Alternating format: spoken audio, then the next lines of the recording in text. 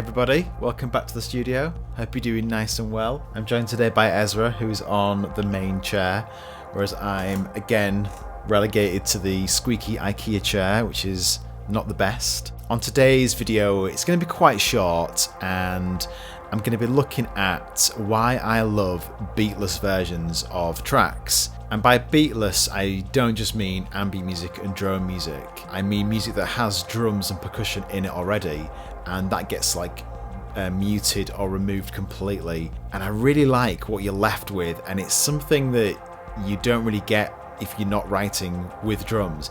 You have to write with the drums first and then take it away, and I think it leaves like a space in there, like a missing space, but that space to me is really exciting, and it's somewhere I like to kind of live in. And what I'm referring to specifically in this video is I'm going back to a release I did on Bandcamp quite recently.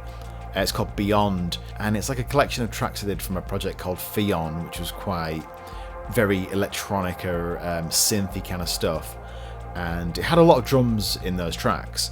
I went through the sessions and I was muting the drums just to see what they would sound like with these beatless versions, and they sounded pretty cool, so I put them as a big collection called Beyond. I've opened one of the sessions up.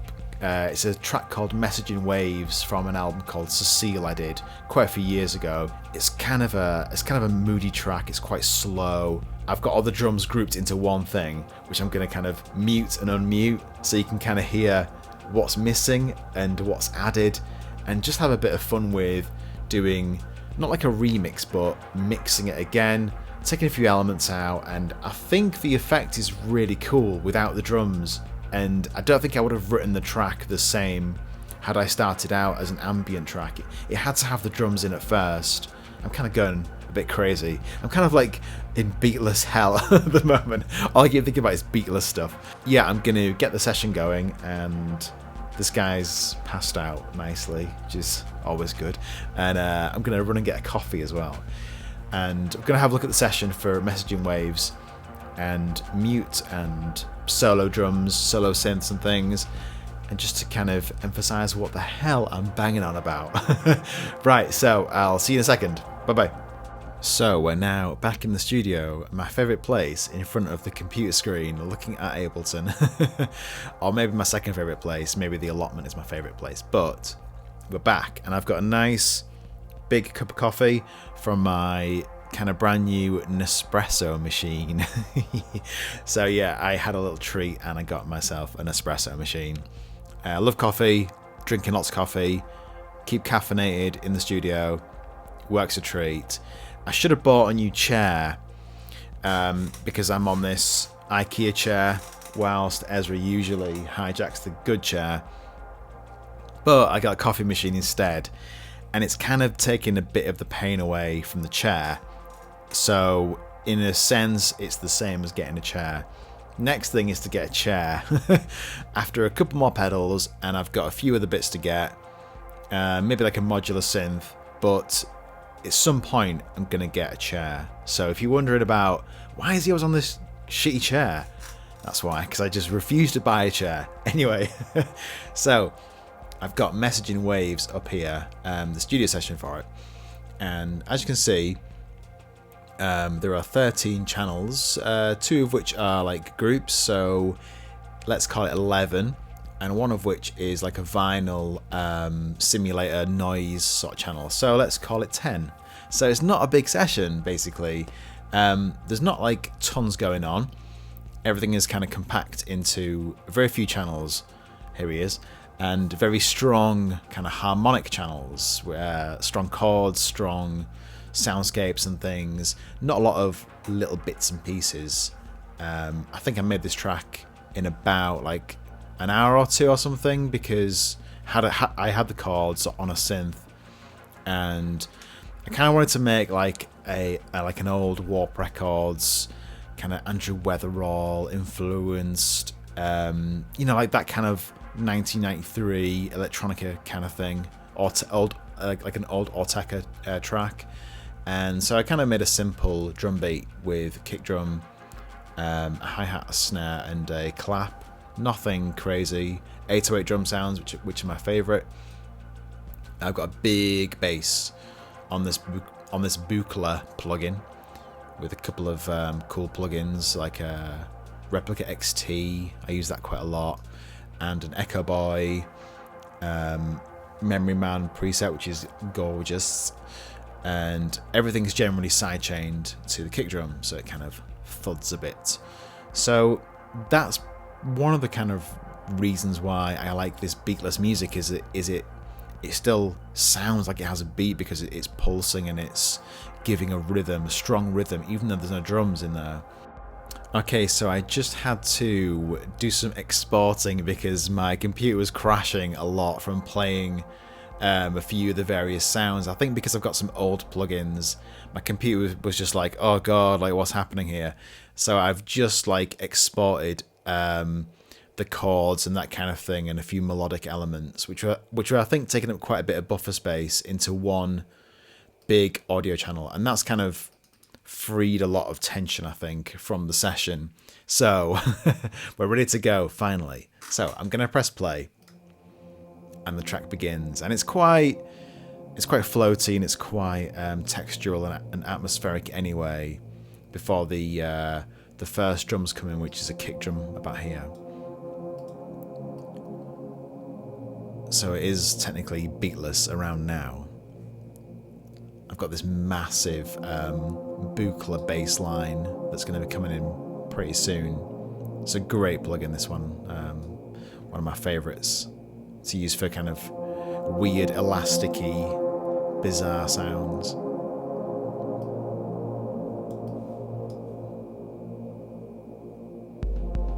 So we have kick drums, and it's obviously giving it a kind of a solid momentum coming in here. But I can take these out with this controller.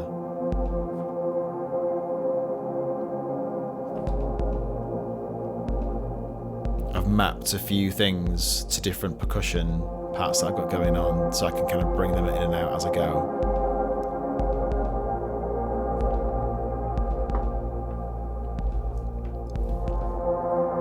So you can really hear that Beatless bass coming in now.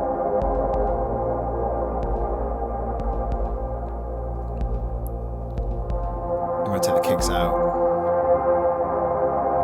It's kind of like playing live, this. But yeah, I think that even without the kick drums, it's still kind of... There's still like a little bit of push there.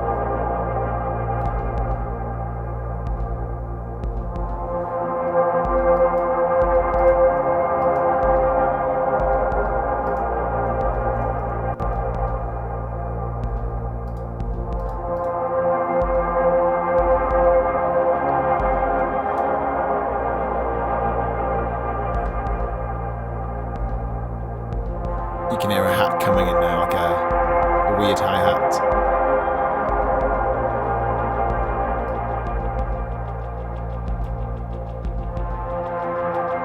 And like most of my music, all my drums sounds come from 808 drum sounds. This one is particularly from this particular one is from the Samples from Mars 808 pack.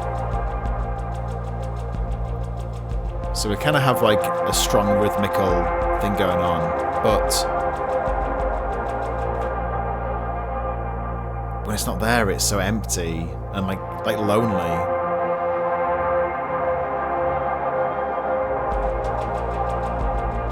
Got a snare drum in there as well now.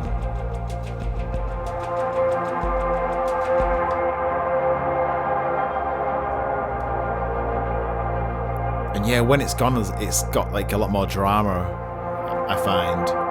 Weirdly, when you take something away, it kind of adds so much more. I'll also solo the drums. So there's not really a lot kind of happening.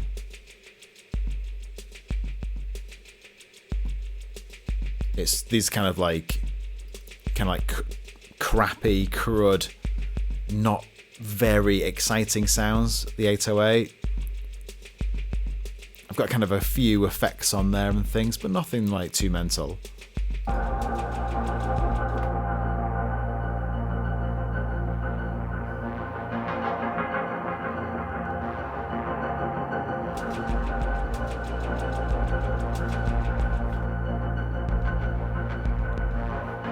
think it's really kind of like exciting just to play around with different elements. Maybe I should have done the original track a bit like this. So there's a kind of a clap coming in there.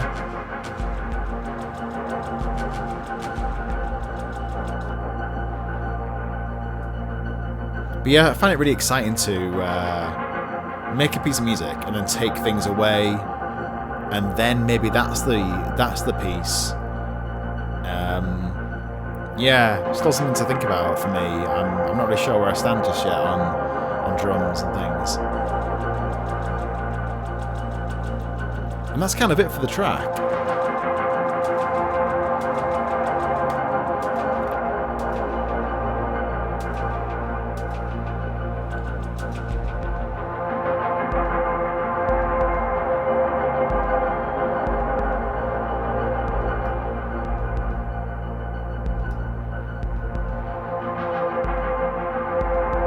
So yeah, having the drums in, it definitely kind of gives you like a grounding. But without them, it's just so much. Yeah, it's a bit more. It's kind of more scary.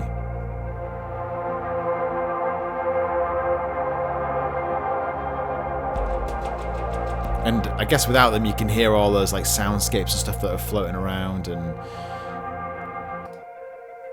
all these creepy noises that you probably never. I forgot that they were there and things. Like that with the bass is really cool.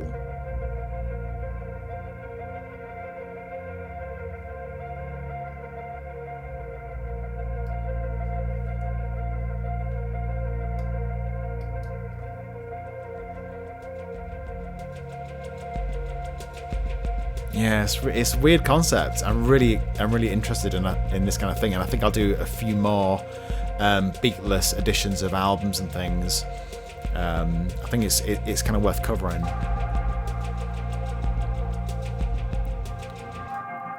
And on their own, this is the like main melody. There's like big. I think it's like a Juno 106 chord sequence that I had put through some kind of like nasty guitar pedals and things to make it all crunchy.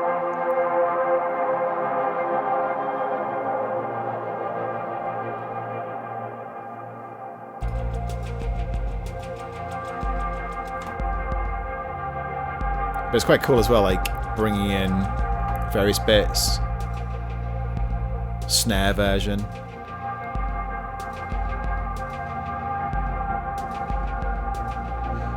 Let me maybe talk about like what's happening with the drums. So yeah, the 808 drum sounds. Let me just go from like here, maybe here.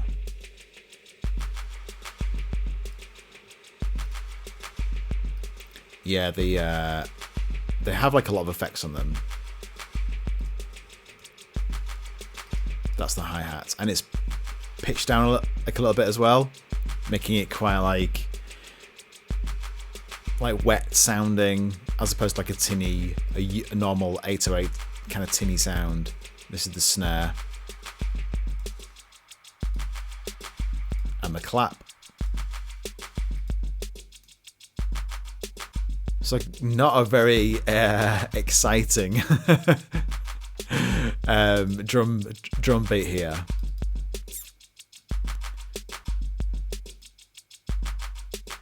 I think I've got some envelope thing going on there.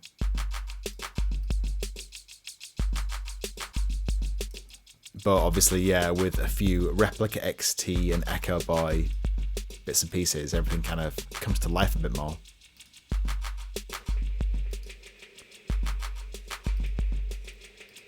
More, I guess, like more spatial kind of sounds in there.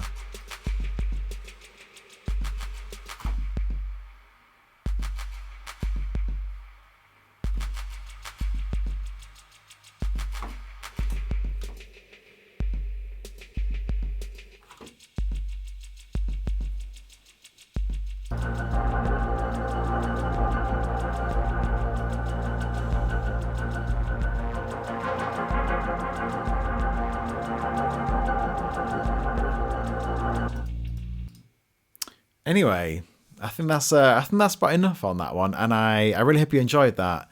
And it's something that I'm going to do a bit more of with this whole Beatless version, alternate version. I think it's really exciting. Live versions. I quite like going through my old sessions and picking apart a few bits, and I'll probably take a few out of this and put them in other tracks. That's how I generally make music, stealing from myself.